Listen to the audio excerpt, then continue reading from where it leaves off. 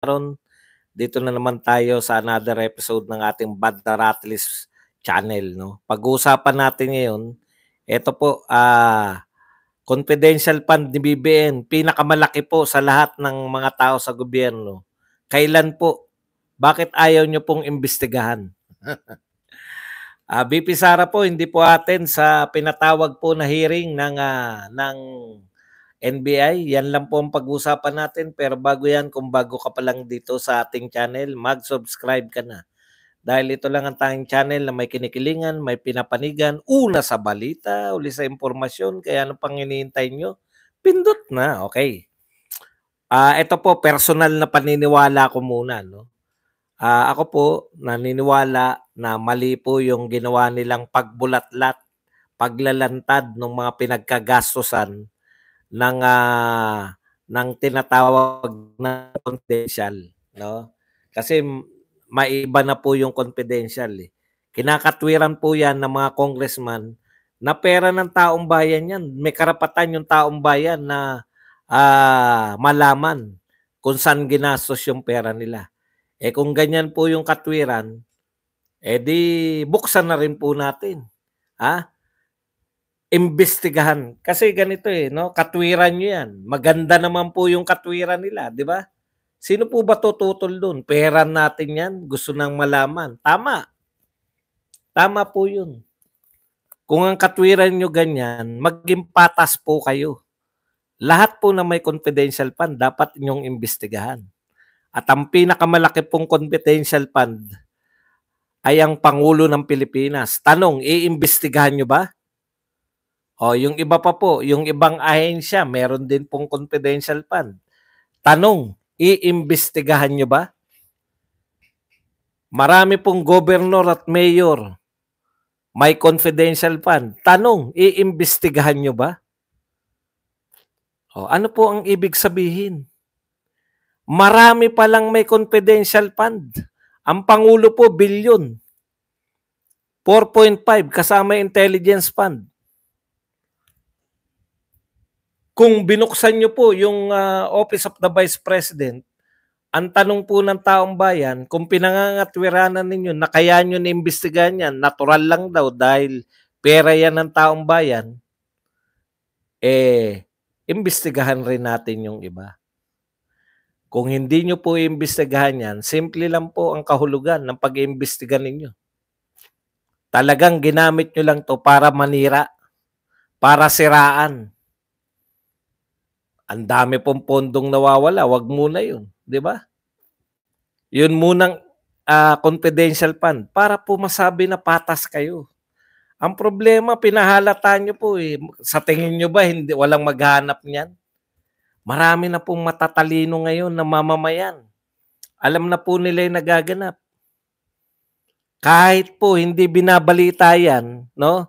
Ang question kasi dyan, naunahan na po kayo ni Marcoleta Tinanong po yan sa COA, bakit nyo binigyan yung mga papeles na confidential fund? Bakit nyo binigay dito sa mga congressman? Ayon tuloy, nag-o-audit sila. Sabi ni Marcoleta. Eto ngayon ang tanong ni Marcoleta. Papaano kung ang resulta ng audit ng COA ay iba sa resulta ng audit ng mga House of Representatives? O, ganun nga po ang nangyari. Di ba? Ano po sabi ng mga congressman? Pinakamalupit sa mga congressman, si Ortega, binulsa ba daw po? Binulsa daw ni BP Sara. Yung pondo. Direkta na wala nang paligoy-ligoy. Yung iba nag-iingat pa sa pagsasalita Si Congressman Ortega ng La Union, binulsan BP Sara yung pera. Confidential fund. Tending akusasyon yan, Brad. Kong. Ang tending akusasyon yan, Kong. Tanong, meron ka bang prueba, Kong? Meron ka bang paper trail na si BP Sara nagbulsa ng pera ng confidential fund? Meron ka bang bank account? Meron bang testigo? Alam niyo po, sa korte po, no? Hindi po sapat na maski po may kasabihan na nga tayo, the best evidence is the evidence itself, no? Kung meron pong ebidensya, okay. Ano po yung ebidensya na yan?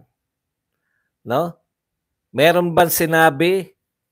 Karamihan po kasi sa mga dati po, nakakapanood naman tayo, no? Iniimbestigahan. Eto po, ganito mga tanungan nun sa Senate hearing. Eto pong account number na ganun-ganun. Kanino po yan? Eto pong pinirmahan na to, nakikita nyo po ba yung pirma dyan sa page number 7? Pakibasa nyo nga po. Sino po pumirma niyan? Kayo po ba ang pumirma niyan? Opo, ako po pumirma. O, yun po yung mga ebidensya. No? O, ano pa po isang ebidensya? Kung yan po ay cash na inuwi. Di ba? Paano nyo po binigay yung cash na yan? Dayan, di ba? Sila Dayan. Naalala ko nun si Senator Ramon Revilla Sr. Impeachment, pera pinag-uusapan. Yung tinanong niya kung gaano kabigat ang manok. Kasi gusto niyang patunayan na yung kaya ba ng tao na yung bigat ng pera ay nakaya ng isang tao. Ganun po, di ba? Ganun ang mga tanungan nun. Ngayon, ang tanong ko sa inyo, Ortega, sinabi mo binulsa. Meron ba? Meron bang tao na tumistigo na inabot niya kay BP Sara yung pera at saka inuwi ni BP Sara? O kaya dinala sa opisina ni BP Sara? Wala akong narinig. Paano nyo papatunayan yan? Hindi po pwedeng kwentuhan. Tapos na po yung mga akusasyon nyo sa pag dinala po sa korte yan. Hindi po pwedeng kwentuhan. Opo, parang replay lang pero live po to. Kasi supposedly ibang mga tao to eh. Kayo nagko-cross ano eh. Okay. Balikan natin yung punto ko kanina, yung sinasabi ni Marcoleta. Sabi ni Marcoleta, no? Pero live po to, live. Parang replay lang kasi napakinggan nyo na to eh. Para dito po to sa mga taga-Bad Aratlis. Okay. Ito po. Si Marcoleta po, sinabi niya, paano ngayon pag magkaiba yung audit ng COA at audit nitong mga congressman? Ano po sabi ng mga congressman? Binulsa. May anomalya. May mali dyan sa mga pinagbigyan ng pera. May anomalya. Ano po sabi ng COA? Walang anomalya. Unmodified, unqualified opinion. Ano po ibig sabihin niyang unmodified and unqualified opinion? Ang ibig sabihin po niyan, pinakamataas po na rating na ibibigay ng COA sa isang ahensya ng pamahalaan. Ang ibig sabihin po niya, nakasunod sa international standard ng paggasta ng pera ang Office of the Vice President. Kung nakasunod ka, wala kang anomalya. Yun yung sabi ng COA. Sabi naman ng mga congressman, may anomalya daw. Tinanong po yan ni Marcoleta eh. Pag ba magkaiba yung resulta ng audit ng COA at audit ng mga congressman, sino masusunod? Ang masusunod dapat ay yung COA. Sino po pakikinggan ng korte? COA, hindi po yung mga congressman. Kita nyo na? So, sa madaling salita, nag-aaksaya lang po tayo rito. No? Nag-aaksaya lang po tayo ng panahon. Kung ganun. Dito po sa mga investigasyon na to. Kasi, dapat yan nakabatay sa COA. Report ang inyong mga investigasyon. Salungat eh. Salungat tayo sa COA report eh. Paano na po yan? Sino po ang susundin ng korte? COA, hindi po yung sinasabi lang. Kasi po, COA po talaga yung authorized na mag-audit. Audit-auditan lang yung ginawa nyo. Nakakita kayo ng Mary Grace Piatos. Kung ano-ano na mga pinagagawa nyo. Sino po bang may sabi sa inyong tao yung Mary Grace Piatos? Hinanapan nyo ng birth certificate. Kasi nga, yan yung tumanggap. Hindi nyo po ba naisip? Ang confidential fund po ba, saan ba ginagastos? Sa mga programa na confidential, tulad ng pagbabayad sa mga informants, pagbabayad sa mga safe houses. Ibig nyo sabihin, halimbawa, si Mary, hindi ko po alam kung saan ginamit Halimbawa po, yan ay ginamit ng safe house. Para po hindi matukoy kung saan yung safe house, kayo na po magdugtong. Bakit may Mary Grace Piatos? Alang nga namang ang ilagay, Badong Aratilis. Si Badong Aratilis pala nagpapaupa. Ano ba yung mga pinauupahan niya ni Badong Aratilis?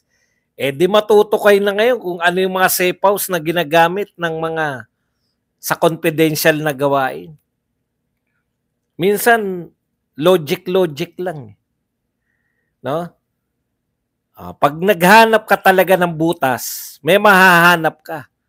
Kaya lang, ang nahanap po nila ay hindi naman katanggap-tanggap. Hindi naman po kabutas-butas sa ating Vice President. Dahil ang linaw po Ang linaw po na ayon sa COA, nakasunod ang Office of the Vice President sa international standard ng paggasta at pagre-report ng paggasta.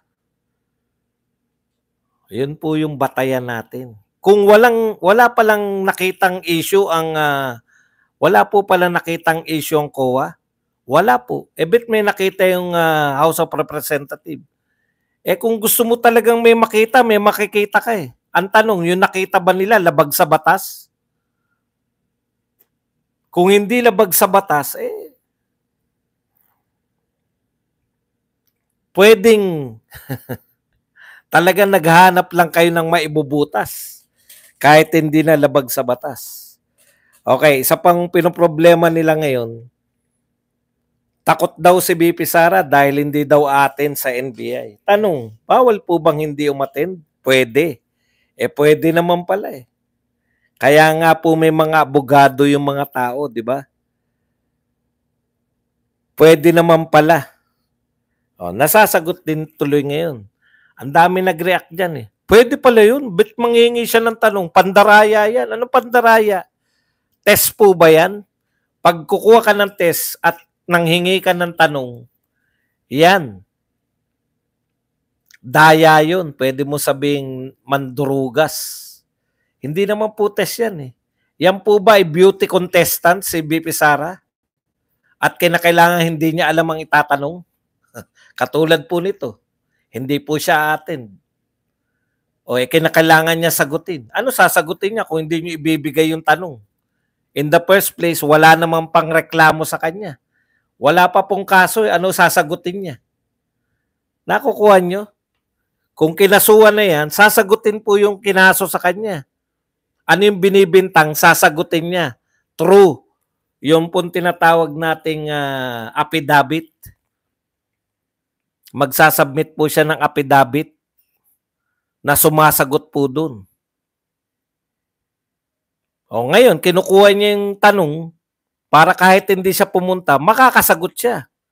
Hindi naman po sinabing inisnab Sasagot po si BP Sara. Hindi nga lang siya yung mismo.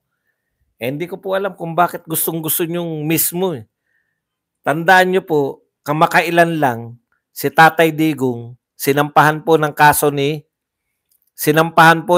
ni Franz Castro. Hindi po nagpakita si Tatay Digong.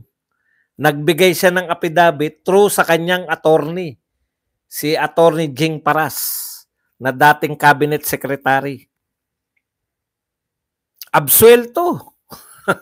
Talo si Castro. Pwede pala yun, Badong? Pwede po yun. Bakit hindi po pwede sa NBI? Bakit po? Pwede pa siyang ipakulong ng NBI? Hindi po. Bakit yung Congress, pag hindi ka dumalo, pwede ba yun? Hindi rin po. Hindi. Pwede, dapat pong umaten ka sa Congress kasi po ang Congress ay may power of contempt. Pwede kang i-contempt. Puro kayo palusot. Wala may isagot no? Palusot lang daw yun. Attorney po ang nag-uusap dito. Kung hindi mo naiintindihan yung sinasabi ko, wala tayong magagawa. Hindi po palusot yan. Pwede mo ba palusotan yung NBI? Alam niyo po, ang composition po ng NBI, lahat po yan attorney. Attorney po ni BP Sara ang nagsabi na pwede siyang hindi umattend. Palusot ba tawag doon? Hindi po. Karapatan po ng tao yun kung gusto niyang umattend at hindi. Busy po ang Vice President. Wala pa namang kaso. Ngayon, kung yan lang ang kaya mong isagot, ang ganda-ganda, no? Ang ganda po ng pinapaliwanag natin. Ang kaya nyo lang, palusot ba yan? Hindi po. Batas po yan.